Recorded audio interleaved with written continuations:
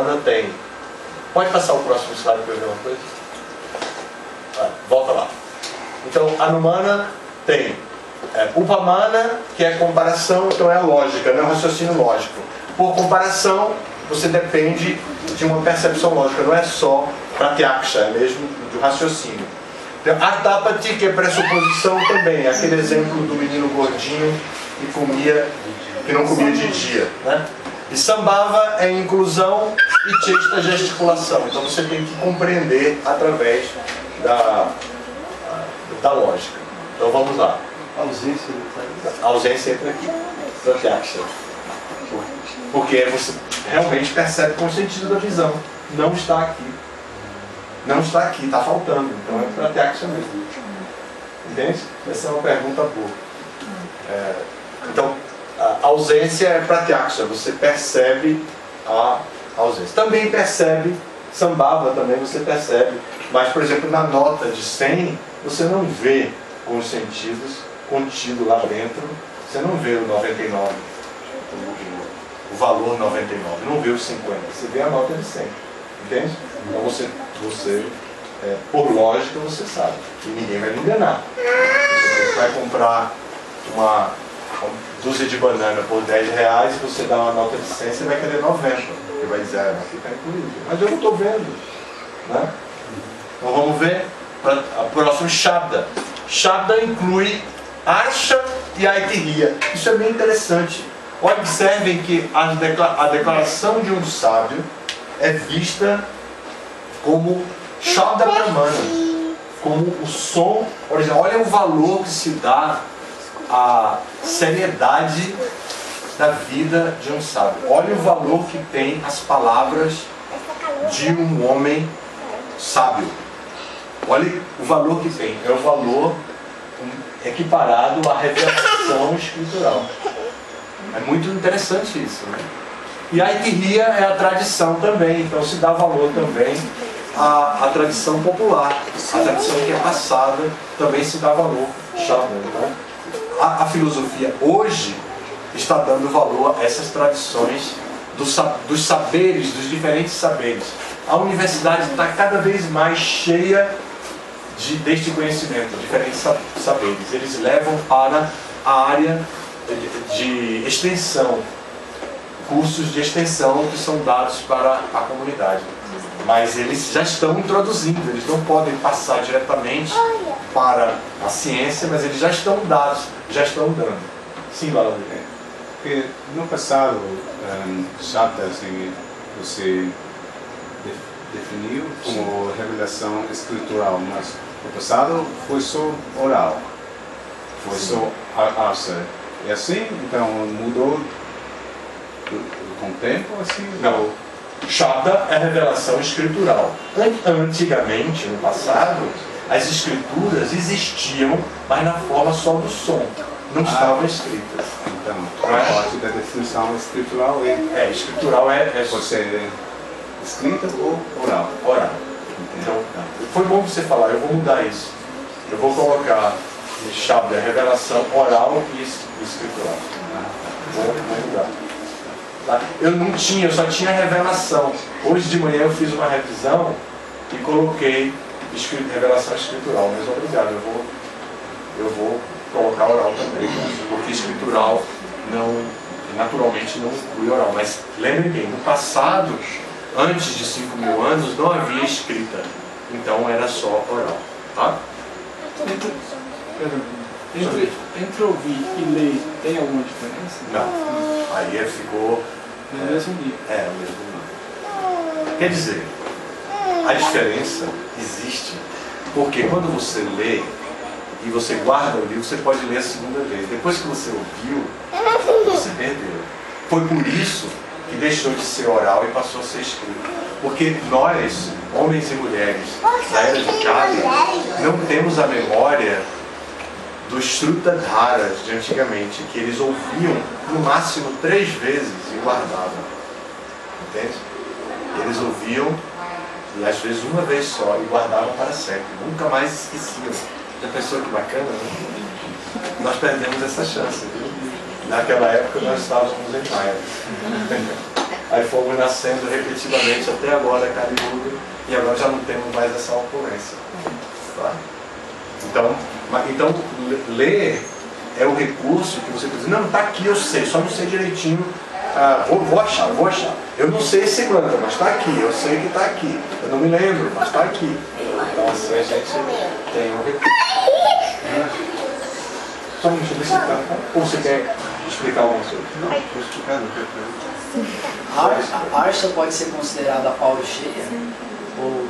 A Paulo cheia, porque o sábio é considerado não alma condicionada. O Purusha, nesse caso, se refere às almas condicionadas. Tá? Sim. A gente vê no Bhagavad Gita que Krishna descende, né, porque o conhecimento, como ele é, havia sido essa tradição, mesmo a tradição oral, o conhecimento havia se perdido como ele é. Né?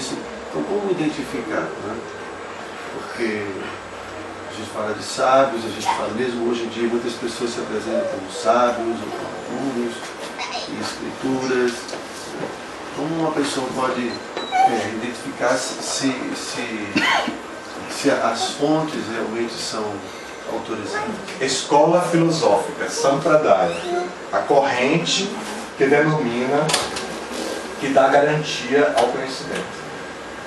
Por exemplo, eu falei aqui que o curso de agroecologia é da UNB. Então ele rapidamente me disse, não é o UNB, é o IFP, Instituto Federal de Brasília. Então quem valida o curso de agroecologia de Brasília não é o UNB, é o IFB. Então, isso é interessante. Então, qual é a escola que valida o conhecimento? Entende? Então, a escola que valida o conhecimento é a Sampradaya. Esta Sampradaya se utiliza de que métodos epistemológicos para validar um conhecimento? Então, ela valida na nossa Sampradaya, de acordo com o Prabhupada, quais são, fala dele, as três principais: Pratyaksha, Anumana, Então, essa é na nossa Sampradaya são essas três. Mas eu quis mostrar as 10, porque Jiva Goswami também mostra as 10, e ele mesmo faz o resumo. Então, nós estamos trabalhando com conhecimento para entender que nós estamos dentro dos Vedas. Então, de acordo com a epistemologia védica, são 10. A epistemologia Vaishnava são as 10 aplicadas nas 3, já reduzidas, que é esse quadro que estamos estudando agora. Tá bem? Então, a Aitiria, a tradição e a Archa estão dentro de Shabda também. A dúvida que eu tenho, naquelas ofensas que você mencionou, fala da literatura que segue a versão védica. Sim. Qual seria essa literatura? Seria tipo os Puranas e Tirasas, considerando que Veda é só Shruti? Não, seria literaturas até não indianas, fora da literatura revelada na Índia. Vamos dizer agora a Bíblia, por exemplo. Não é? Nós não vamos aceitar que uma pessoa chegue e queime a Bíblia, queime o Alcorão, se essas escrituras falam de um Deus único, onipotente, onipresente, misericordioso. Tal. Por exemplo, se nós fôssemos analisar agora o credo, a oração credo da Igreja Católica, talvez Mahabharata possa me ajudar, se é que ela já não renunciou a esse credo muito bem. Mas, então a oração seria: creio em Deus Pai Todo-Poderoso. Certo ou errado? Certo. Cremos também. Creio em Deus Pai Todo-Poderoso, Criador do céu e da terra. Certo ou errado? Certo. Creio em Jesus Cristo, um só seu Filho. É nosso Senhor. Bom, nós cremos. Jesus Cristo, seu único Filho, nosso Senhor. Verdade também. A questão único Filho, digamos assim, podemos entender que não é único, assim, mas como representante de Deus, a ideia de único faz sentido, porque ele está representando aquele que é autorizado. Então ele é único no sentido de autorizado. Creio em Jesus Cristo, seu representante autorizado. Seu representante autorizado. Então, mais amplamente, também está de acordo. Depois... Foi concebido pelo Espírito Santo. Não, isso não é assim. Não. Creio... Foi concebido pelo poder do Espírito Santo. Nasceu da Virgem Maria. Padeceu sob Pôncio Pilatos, foi crucificado, desceu à mansão dos mortos, ressuscitou no terceiro dia, subiu aos céus, está sentado à direita de Deus Pai Todo-Poderoso, que há de vir a julgar os vivos e os mortos. Creio no Espírito Santo. Pronto, para aí. Então tudo isso foi em relação aos avatares, né? Tudo isso foi para definir Jesus Cristo como o avatar da igreja. Então, nós cremos, a igreja define Jesus como o único avatar. Tá bom? Então, a igreja católica, no seu Siddhanta, que é o que eles creem, eles estão apontando Jesus Cristo. Nós aceitamos Jesus Cristo com alguma ressalva de não ser o único, mas aceitamos. Agora vem de novo. Creio No Espírito Santo. no Espírito Santo. Na Santa Igreja Católica. Aí vem. Espera aí, só uma questão. Na Santa Igreja Católica é uma versão que não coincide com o aramaico original ou com o hebraico original. Não define a Igreja Católica como santa, define como única. Então, na única Igreja Católica. O original em hebraico seria isso. Eles colocaram na Santa Igreja Católica, mas é na única Igreja Católica. A palavra católica significa o quê? Universal. Um dos significados é esse. Então, acreditamos na Igreja Universal. Então, católica quer dizer isso. Agora, veja bem, nesse ponto nós somos diferentes. Por quê? Porque nós cremos em 4 igrejas. Nós acreditamos em 4. Nós temos 4 escolas em que nós cremos. A Sampradaya de Brahma, a Sampradaya de Shiva, a Sampradaya dos Kumaras, a Sampradaya de Lakshmi. Então são 4 Sampradayas genuínas que existem ainda até hoje. Então nós não podemos dizer que cremos unicamente em uma igreja. Entende? Então o que eu quero dizer, agora assim, é que o conhecimento, a literatura que vem dessas 4 sampradayas ou de qualquer outra linha religiosa que apoie a existência de Deus, a nossa posição como almas espirituais eternas, nós temos que respeitar, não podemos considerar não védica, porque o Siddhanta védico está preservado. Eu quis só fazer uma amostra de que o Siddhanta védico não é exclusivo do Hare Krishna, e que é por esse Siddhanta que nós podemos analisar, não é pelo comportamento cultural. O comportamento cultural é muito influenciado pelas tradições, pela moda e tudo mais. Tá bom? Então vamos continuar. Então, nota especial sobre a Anumana, e isso aqui caiu do céu, porque se não tivéssemos feito essa nota especial, e pulamos você viu que nós pulamos um slide?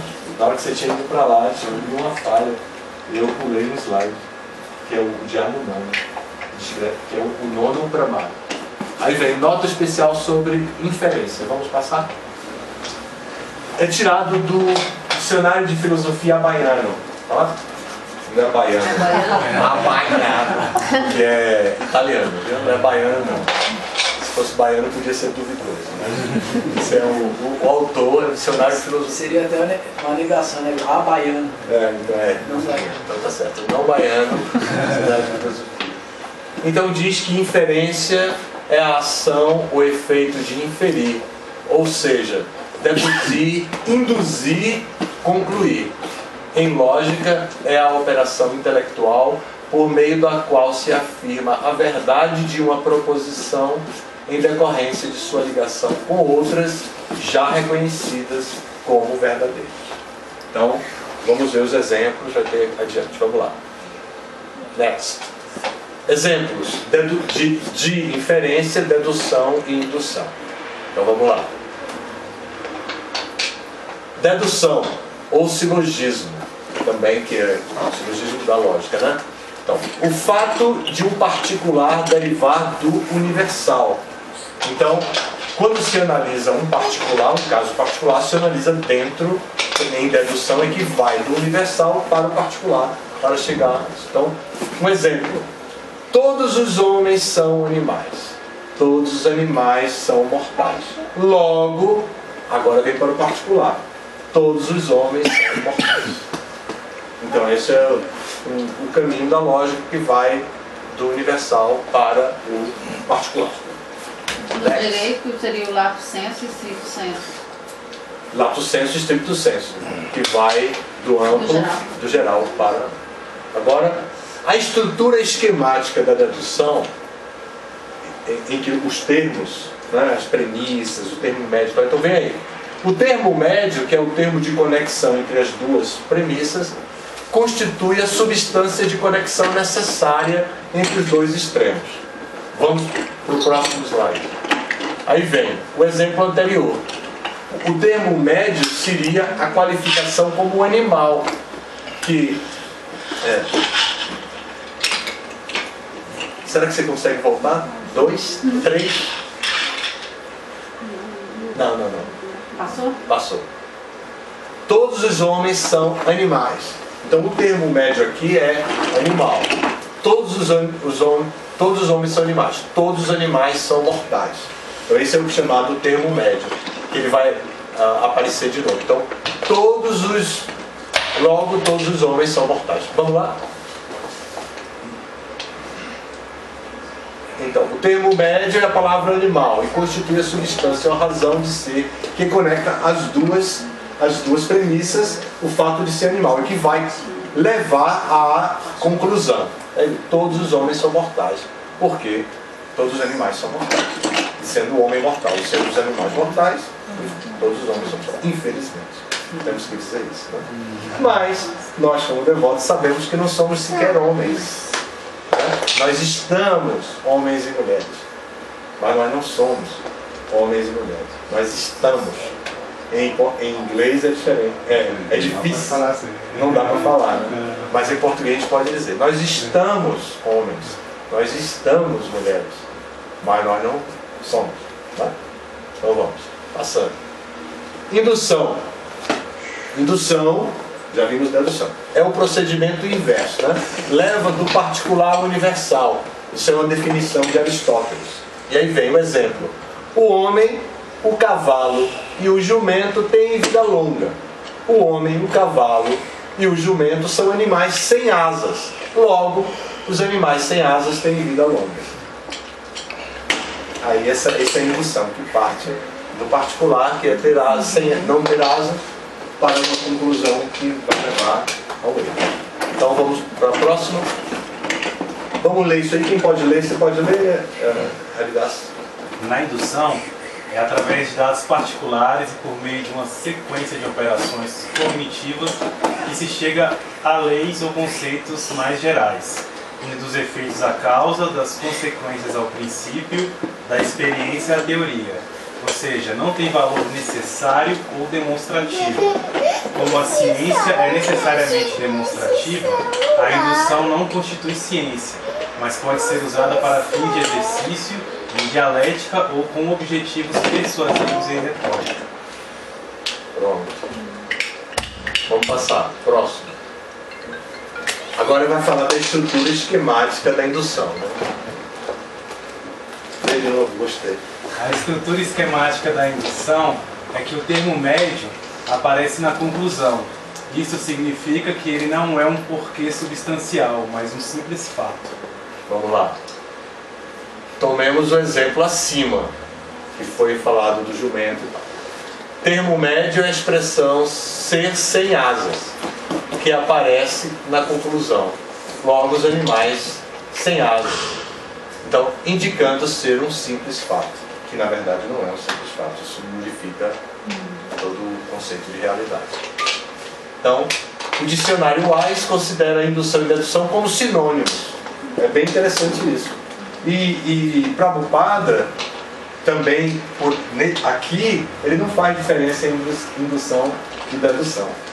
Então, no lugar de inferência, ele usou a palavra indução. Então, Prabhupada, mais ou menos, está concordando com o Wise. Mas Aristóteles discorda.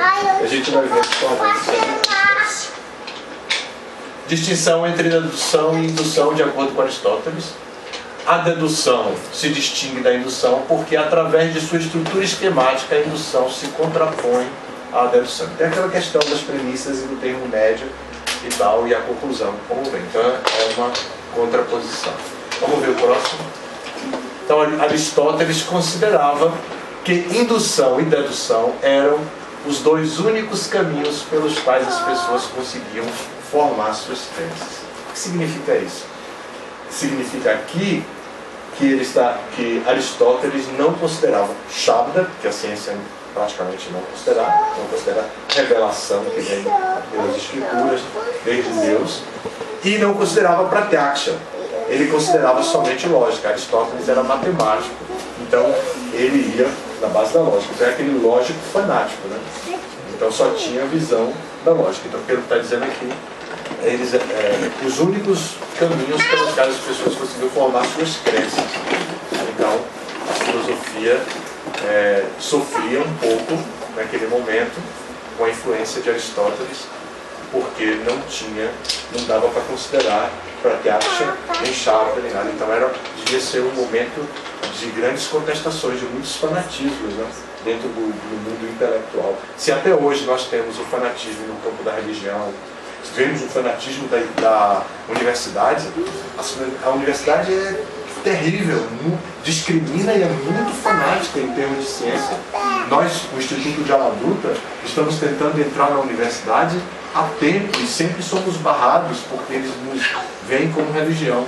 Agora nós estamos tentando fazer de outras maneiras, com muitos devotos que foram para o caminho acadêmico, fazer mestrado, doutorado e entraram nos concursos na universidade. Agora nós estamos participando indiretamente, assim, deixamos os devotos irem na frente, de um colóquio sobre Vaishnavismo, que vai ter pela Universidade Federal, com apoio do CNPq e tudo, e nós já também parceria. Então nós fizemos uma parceria. Nós estamos entrando assim só para pagar algumas passagens dos participantes, para acomodar os participantes no nosso prédio, e aí aparecemos como participantes, né? Assim como parceiros, mas só para poder aparecer o nosso nome lá. Então já está, pelo menos o nosso nome já está no cartaz da universidade. Colóquio sobre Vaishnavismo, produzido pela Universidade Federal, com parceiros, Universidade Estadual, não sei o que, Instituto de Aladuta. Ninguém sabe mais. Quem vê lá não sabe que a gente só fez pagar uma passagem e acomodar e hospedar os participantes. Mas está lá. Mas os nossos membros, que também são doutores e pesquisadores da academia, estão lá dentro apresentando conhecimento. Inclusive, Krishna Kshetra Maharaj, que é um sannyasi com muita experiência, está vindo para apresentar um trabalho nesse colóquio. Para a gente é tudo de bom. E, paralelo a isso, nós vamos fazer um festival Hare Krishna no nosso condomínio. Então, na universidade vai todo mundo de dia e de noite todo mundo vai falar sobre o Bhagavata, Bhagavad Gita, cantar, pular, as coisas que a gente vai tomar para sair. Vocês estão convidados. Março. Vamos ver o próximo? Espera um minutinho só. Acabou também. Você tinha uma pergunta, Diana? Que eu aprendi um pouquinho diferente, foi colocado que a dedução é uma coisa que se consegue uma conclusão de cima para baixo, como uma lei que você consegue já entender aqui embaixo nas particularidades. A indução é contrário, que você, dos inúmeros casos que se vê aquilo, aí vai somando a uma conclusão que chega a uma regra lá em cima, de baixo para cima. Então, quando eu não aprendi bem exatamente como foi colocado. Mas deixa só. Porque a lógica comete erros. Não parece. Mas a indução seria outra coisa. Da forma como eu aprendi. Não seria uma questão de. Deixa outra pessoa atender. Acho que era para abrir, não era? Pode abrir. Acaba de vir entrar um assaltante. Guarda os relógios, os celulares. Então, Diana, não seria só uma questão de linguagem? De cima para baixo, não seria do universal para o particular? É isso que eu quis dizer. Então, E a mas indução é o contrário, você pega vários casos do particular. e aí se conclui a partir desses vários casos uma regra acima. Então, E aí o problema da indução seria que você tem que passar por todos ou muitos casos para se chegar a uma conclusão palpável. palpável. Mas, E a dedução é o contrário, você já tem a regra então, daquele conhecimento para chegar então, a uma regra. mesmo em dedução, podemos cometer erros gravíssimos que podem prejudicar as pessoas. Agora, em indução, a possibilidade de erros é muito grande. Nós aqui focamos só um caso errado. Mas tanto na dedução quanto na indução também se pode chegar a conclusões válidas, não só a erros. É verdade, esse foi uma falha nossa. Nós colocamos que a indução, pelo exemplo que está aqui, parece que sempre vai dar errado. Mas não é que sempre vai dar errado. Se a Pode gente dar tem certo. um mundo para Obrigado, vou experimentar, anotar isso que eu vou colocar exemplo válido se também. a gente tem um mundo para experimentar e não conhece o mundo, que é o aprendizado normal de uma criança, o aprendizado normal da gente, e você experimenta milhares de vezes aquele assunto, você chega à conclusão que aquilo tem um significado, tem um conhecimento, porque você experimentou todas as possibilidades, então você sabe que aquilo é isso é indução. Tá certo. Só que a indução, o problema da indução, você tem que passar por todo o processo para chegar lá no... Como o Prabhupada usa aqui a expressão perda de tempo. Ele diz, para não perder tempo, os Vedas existem dando o conhecimento já válido. Já tem um conhecimento, já parte daquela regra que já se conhece, tradicionalmente já se ensina que é assim, que o mundo funciona assim, se você pega a regra você consegue agir a nível de particularidades. Tá bom. Obrigado por sua validíssima contribuição. Mas é como foi colocado, a nossa percepção é limitada, nós nos enganamos na hora de entender as coisas, porque percebemos e entendemos errado as coisas, né? Tudo bem? Comentário, pergunta? Comentário. Por isso que no método científico a gente diz que uma hipótese ela é não falsa, nunca ela é verdadeira. Porque a gente deu um exemplo assim, como eu estou ensinando, por exemplo, uma pessoa que mora numa região e tem uma lagoa naquela região, ela sempre vê patos pretos passando. E aí ela não pode dizer que só existem patos pretos no universo. Se um dia aparece um pato branco, aquela caiu por terra. Então ela não pode falar que é verdadeira, mas não falsa. Porque ela serve até um determinado momento em que a hipótese dela cai por terra. Outra coisa também é a questão do verdadeiro e falso, certo e errado, que tem em concurso, né? Tem diferença, às vezes o pessoal acha que são sinônimos, né? Verdadeiro e falso, certo e errado. Por exemplo, se a gente parte de uma premissa, 2 mais 2 é igual a 5. Então, 5 mais 2 seria igual a 7,5. Porque se 2 mais 2 é igual a 5, então valeria 5, 2 mais 2,5 daria 7,5. Então, se a gente parte de uma premissa falsa, pode ser verdadeiro, mas não é certo. Entende? Não sei se ficou claro. Eu captei, não sei. Mas tem diferença entre verdadeiro e falso, certo e errado. Conseguimos concluir na hora certa. Não, é só com relação à indução, quando ela. A indução ou a dedução, quando ela tem esse ponto que o senhor falou que apresenta o segundo fato, que o senhor deu exemplo na indução, que é errado, aquilo ali chama sofismo, que é um falso conhecimento que apresenta ser verdadeiro, mas não é verdadeiro.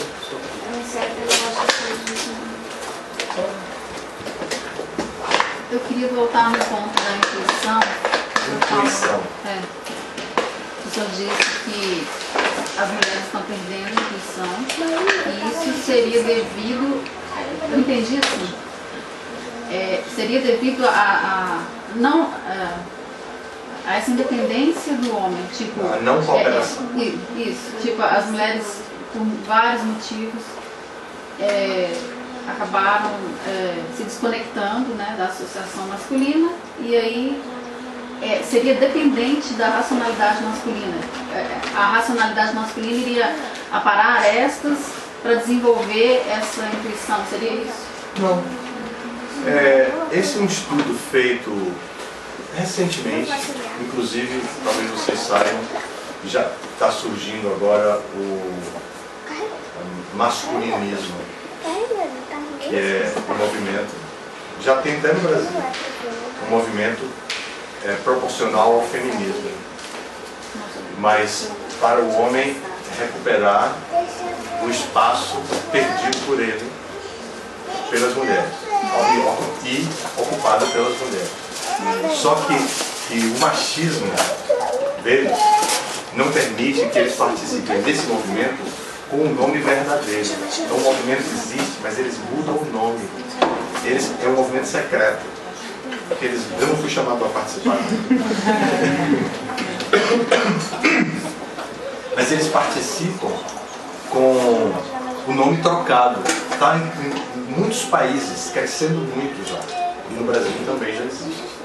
Então, o que aconteceu é que o ambiente natural, com o desenvolvimento da civilização, o ambiente natural foi modificado para todos, homens, mulheres, crianças, velhos, todos. O movimento natural foi modificado para todos. Junto com o movimento natural, com a perda do ambiente natural, se perderam também qualidades naturais. Por que a mulher teria perdido a intuição? Por que a mulher teria perdido? Comprovadamente perdeu a intuição. Por que ela teria perdido a intuição? Então surgiram algumas teorias. Ela perdeu a intuição porque ela está com um acúmulo de responsabilidades, que inclui as responsabilidades femininas e as responsabilidades masculinas. Então, essas mulheres que tiveram esse acúmulo de responsabilidades, não tinham mais tempo para a análise subjetiva, para reflexões subjetivas. Elas ficaram extremamente objetivas. Não é que a falta do homem, é que a conquista da objetividade fez com que elas perdessem a subjetividade. E, portanto, aquela intuição mágica que a mulher tinha, que foi perdida e que não está sendo usada por elas. Então, com isso se viu também o grande desenvolvimento, o grande número de mulheres em idade produtiva com depressão. Mulheres concursadas, mulheres em todos os departamentos públicos. Hare Krishna, obrigado pela presença e pelo que a senhora trouxe, que eu sei.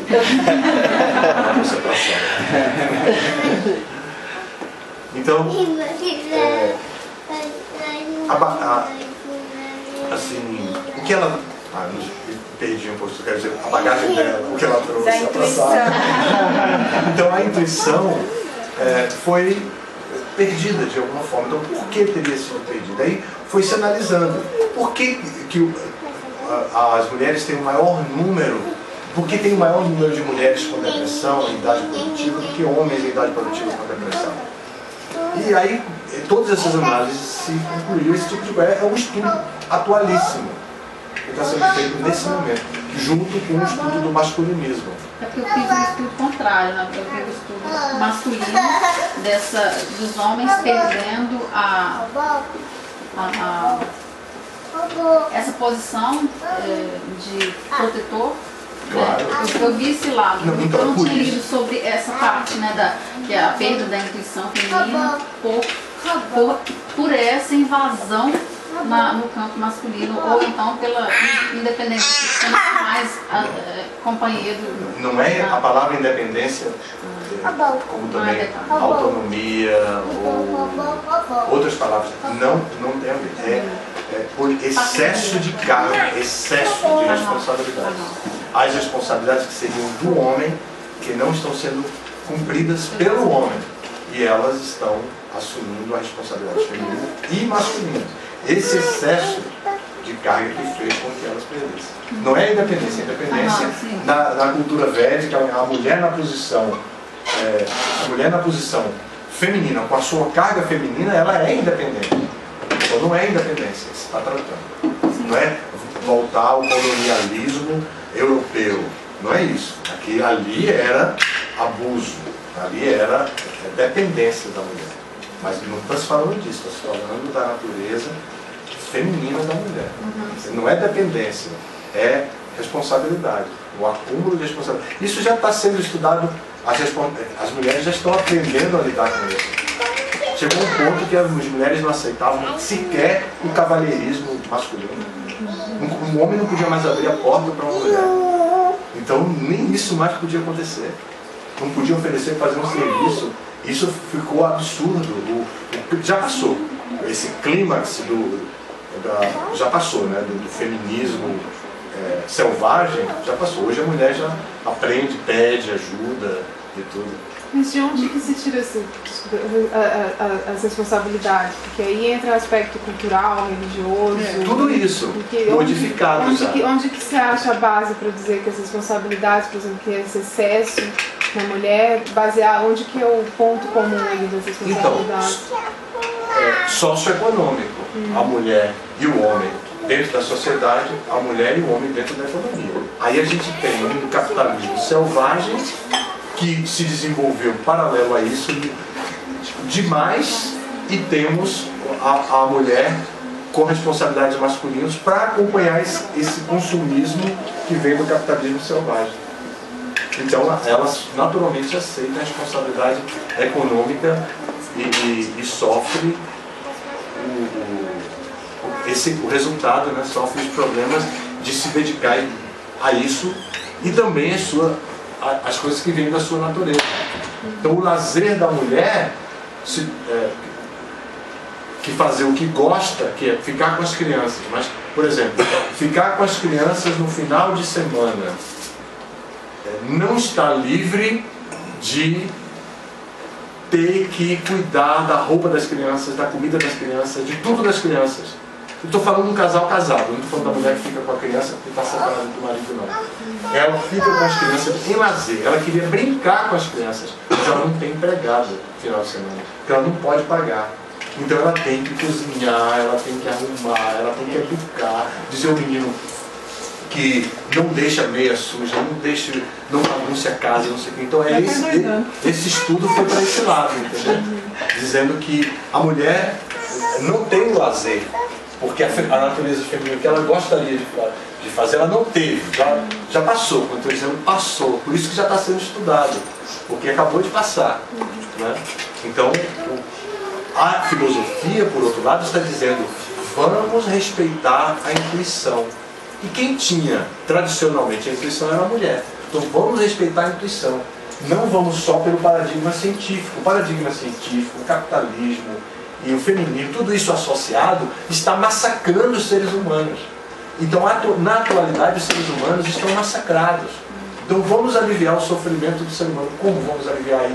Nesse ponto, nesse ponto, nesse ponto. Vamos acreditar na intuição, vamos acreditar nos saberes não científicos.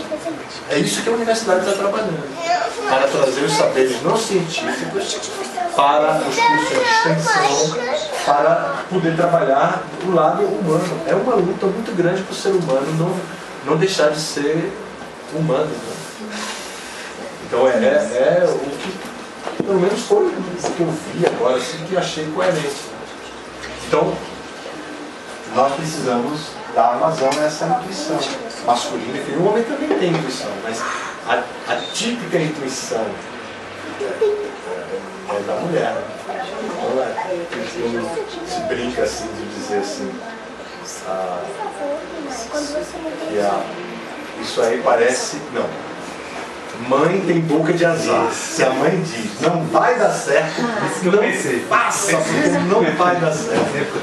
Né? Por que isso? Por que a mãe tem esse poder tão grande de dizer isso? Os meninos ficam queimados na adolescência, os meninos não aguentam.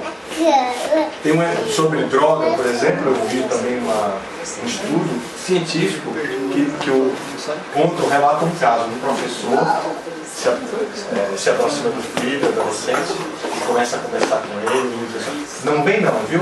Não vem não, porque eu vou experimentar. Não vem com essa conversa não, porque eu vou experimentar. eu já sei que você vai dizer que eu não experimente, porque depois de experimentar não tem volta. Não vem não, porque eu vou experimentar. Então o professor, a pessoa já estava dizendo, olhe o grau de informação que os adolescentes já têm. Ele já, na primeira abordagem que eu fiz ao meu filho, ele já mandou eu parar de falar, porque ele me cortando, dizendo, não vem não, porque eu vou experimentar. Então, o conhecimento divulgado como está, é tudo muito intenso. Nós estamos vivendo um momento de muita intensidade de conhecimento, de tudo. E não dá tempo. A ciência removeu a nossa capacidade de intuir, porque não é científico. Intuição não é científica. E o paradigma prevalecente é o paradigma científico. Na nossa família fala uma guerra de, como fala, destruição, mas uma guerra com armas de distração. Estamos vivendo um tempo e como chama? Pode usar para destruir, para distrair. Weapons of mass destruction. Armas de distração em massa. Armas de destruição, armas de distração em massa. Distração. Está falando desse ponto que estamos vivendo um tempo sempre distraído, sempre. Então, aí não dá para refletir, não dá para. Porque a intuição, no processo de yoga, esse processo já começa, claro, de yamas e niyamas, o processo de Ashtanga Yoga, de acordo com o Bhagavad Gita. Mas em Pratyahara, quando você retira os sentidos dos objetos dos sentidos, que a coisa começa a acelerar internamente. A intuição começa a acelerar em Pratyahara, quando você tira os sentidos dos objetos dos sentidos. Depois, quando vem concentração, Dharana, você já tirou os sentidos dos objetos dos sentidos. Aí depois vem Dhyana, a meditação. Aí você tem condição de aprofundar a sua meditação. Mas já vem desde o processo vem desde da relação dos sentidos com os objetos dos sentidos. Tudo é para nós ocuparmos os sentidos nos objetos dos sentidos. Então, o contrário de Pratyahara, será que é a Pratyahara? Ou Pratyagraha, que é o contrário de Ahara? Agraha, pegar tudo, eu não sei como. Mas o fato é que nós não temos tempo de reflexão. Não temos tempo. Agora, temos que pagar para entrar numa academia de yoga, para poder ouvir uma música lenta, ouvir alguém dizer calma, respire fundo, respire com a base do pulmão, faça a sua respiração completa, põe a mão na barriga, estufe a barriga, de forma que a mão suba e desça. Agora aqui em cima, sinta que aqui está subindo, descendo. A gente tem que pagar por isso para poder aprender a respirar, né? E por aí vai. A nossa mãe não ensina mais. Eu via minha mãe com a gente, machucava alguma coisa, ela vinha, colocava a mão em cima e dizia, calma, calma, estou colocando minha mão aqui em cima. Quando eu comecei a ouvir falar sobre reiki, imposição de mãos e tudo, eu perguntei, o que era aquilo que você colocava a mão e dizia, calma, calma que vai passar? Passava, o que era aquilo? Ela dizia, não, era reiki, o que era? Eu dizia, não, aquilo era só coisa de mãe mesmo, eu colocava para acalmar, eu colocava ali para acalmar vocês. Então, isso, mas ela tinha tempo, né? Ela tinha tempo para fazer isso. Hoje em dia você vai pro Google perguntar o que é está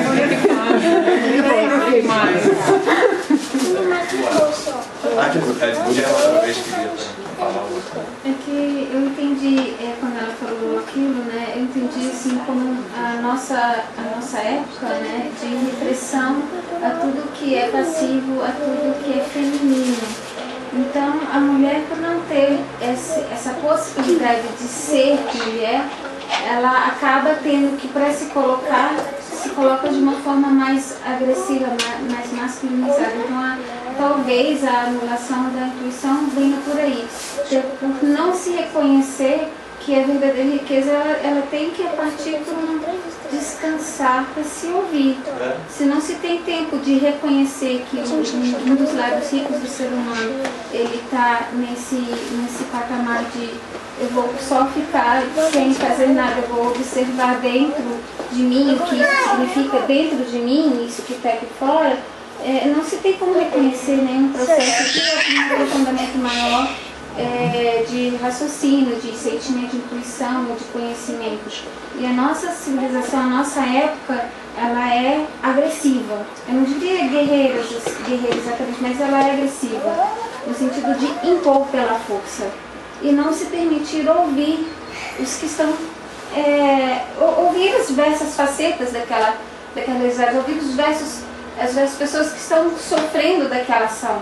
Né? De não se conseguir colocar no lugar do outro, porque não se dá tempo de ver aquela ação.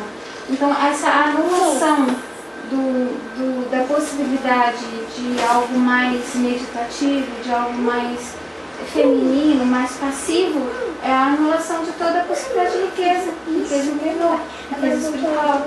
Então, talvez por isso esse processo de anulação da intuição, só uma colocação. Todas essas coisas são importantes e interessantes porque são da atualidade. E o Silvio, você quer falar aí? Não, você pode concluir aí. Não, eu queria dizer, a gente voltando assim um pouco naquela parte do humano, então a gente tem que encontrar uma forma de ser mais humano e menos científico. Eu não estou dizendo desprezar a ciência, mas ser menos científico, eu acho que talvez menos tecnológico do que nós somos agora, porque acho que essas coisas têm nos tornado individualistas demais. Acho que se a gente chega num local, se nós não estivéssemos aqui agora ouvindo essa palestra, acho que possivelmente cada um estaria com o seu celular no WhatsApp ali e tal. Então saiu algum tempo atrás já, né? Uma reportagem sobre um senhor lá na Alemanha que ele faleceu já havia 3 dias, mas ninguém notou. Então, quer dizer, o cara estava lá sentado, ninguém notou que ele morreu, as pessoas chegavam, saíam e ele continuou lá no local. Só após o mau cheiro subir que notaram que ele havia falecido. Do contrário, ele continuaria ali, as pessoas já com a mesma roupa, na mesma posição durante 3 dias, né? Então assim, nós não estamos mais tão preocupados assim com o humano mesmo, né? Com os seres humanos, com os outros. E aí eu acho que entra aquela questão do amor, né? A gente não tem mais essa preocupação. Aí voltando assim em Jesus, por exemplo, Jesus tinha essa preocupação, embora ele fosse escatológico, pregava sempre que havia um fim iminente, mas ele tinha essa preocupação. Eu até digo que ele sempre foi o maior assistente social das últimas épocas, né? Porque ele tinha essa preocupação. E coisa que acho que a gente acaba não tendo mais hoje em dia, né? Nós, como seres humanos, acabamos não nos preocupando mais com o próximo e acho que estamos nos tornando cada vez mais individualistas. Isso inclui as feministas e agora os masculinistas, né? Então está complicado, né?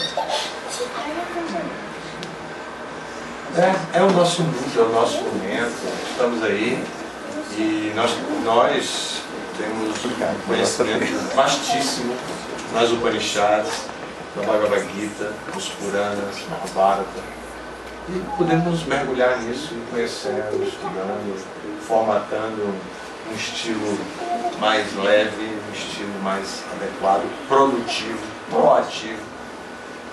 Podemos fazer isso, temos esse direito de escolher o que queremos ser, pagando uma academia ou não, ou usando o horário como quisermos, nós temos o direito de escolher.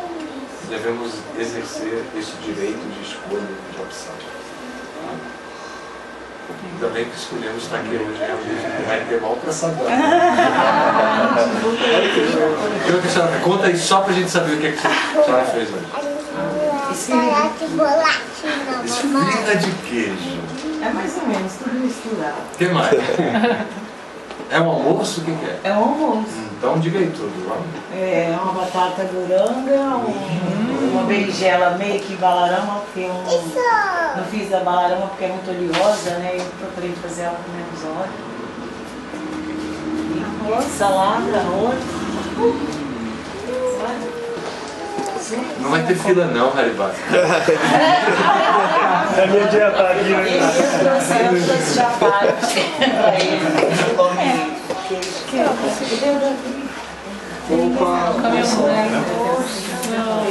Bacana, gente. Obrigado a vocês e espero que vocês tenham gostado. Obrigado. Lembrando que então amanhã vamos ter um almoço com Dhanvantari Swami lá na casa do Prabhu Adwaita Chandra, então estão todos convidados. Quem não souber o endereço depois pode me perguntar, a partir de uma hora da tarde. E à noite tem um programa aqui também com a palestra com o Maharaj. E agora vamos servir a praçada. E aí quem não acertou ainda no final pode acertar com a Krishna Kant o valor certinho.